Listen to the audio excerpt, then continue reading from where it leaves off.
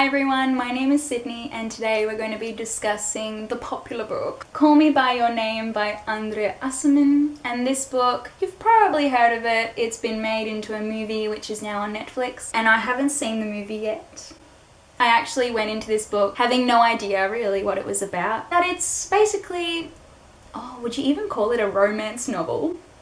I don't know. Between two boys. I personally am glad that I did that, but oh my god.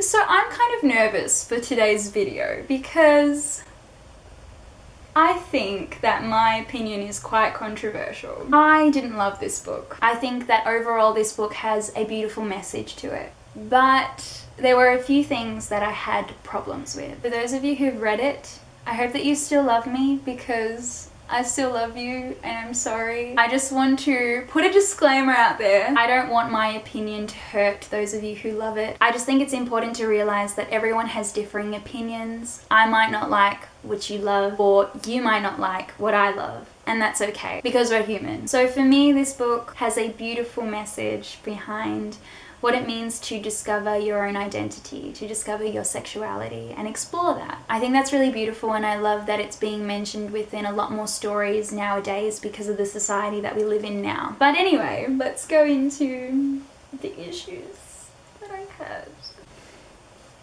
Here we go in 3, 2, 1. Okay, so we have this romance flourish between Elio and Oliver. I was a little bit unsettled by the fact that there was this age gap. It definitely made me feel a little bit weird knowing that Elio is a 17-year-old. I think if Elio was 18 and up, it would have been fine because he would be of age, he'd be considered an adult, that he can do whatever he wants. But the fact that he was 17 did make it feel a little bit wrong, but I guess I can look past that because it wasn't a major issue. So there is a scene in here that involves a peach.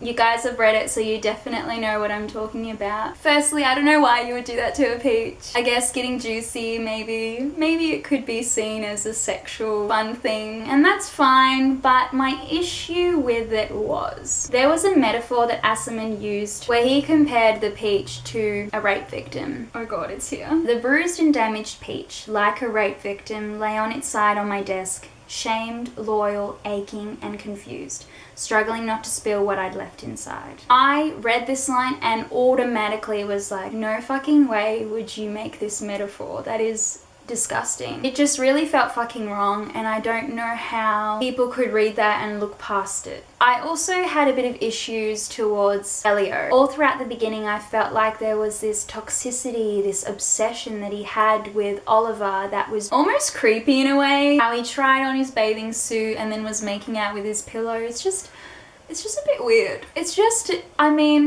It is a little bit weird. And I also felt really bad for the women who were on the side. Another issue that I had, and this is probably going to be a bit controversial, is this whole idea behind the meaning of call me by your name. So I understand why it's there. I just couldn't help it to put myself in their shoes. And just to imagine me calling my partner by my own name and the other way around, and I don't know, it just felt a bit wrong to me. I can't imagine doing that. Another little issue I had, and I do feel bad about people who can no longer look at peaches or apricots after reading or watching the movie. The way that Elio talked about apricots and said apricocks. Why? I mean, it was funny, it was a good one, but it was also like, no.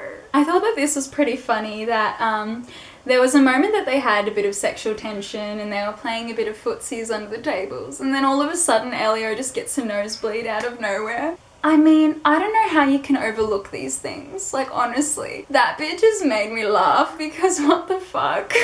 What the fuck? Oh my god, and there was another moment that was fucking weird to me that, I don't know which one went to the toilet first, but Elio wanted to see his feces in the toilet and then do the other way around. The quote was, "Don't flush, I want to look."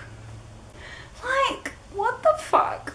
Okay, I really hope that I'm not coming across as mean at all. That's not my intention. I can see why people love this book, but I also am like, how do you not see these things that are like very wrong? So Elio's father was beautiful, and I think without his scene I wouldn't like this book. His scene was really wonderful because you can really see what it means to have a parent, especially to have someone support and love you no matter what your choices are, which made the ending of this book that much more devastating for Oliver, who I guess doesn't have the same thing and had to hide away within his marriage. We do learn that both of these boys are from religious families, from Jewish families, so there must be this precedent of upholding religious values. You can see that Oliver is creating a life for himself, and Elio is just on the side in longing, hopeful, waiting. And what kind of a life is that? Like, who would want to wait? I mean, I guess I can understand true love. You do anything for your true love. Life is continuously happening, continuously going, and we can't just wait around forever because we're not going to be here forever. So it just made me feel very iffy to see that that was the outcome of all of this. The biggest thing about this book, that these two had a moment of total intimacy that they would never experience again with another person because of society's standards. Now, I don't actually know when this book was set in terms of year, time, and if we're going with back in the day, then it makes a lot more sense. Will they end up together later, or what will happen? And what will happen with Oliver's kids, these two boys? Will they grow up in shame, or will they grow up with a father just like Elio's father, who is accepting and supportive of his kids no matter what their choices are? So those are my thoughts on the book. I just want to reiterate that we all have differing opinions, we all have different likes and dislikes, so it doesn't matter that I mainly disliked this book because it just wasn't relatable for me. I think the things that I discuss, for me anyway, make sense as to why I felt iffy towards them. But in saying all of that, I can see why people love this book, and I'm really happy for them. Whether you liked this book or not, I'd love to hear your thoughts, so feel free to leave some comments down below and I'll check them out. So yeah, I'll see you guys in my next video as usual. Bye!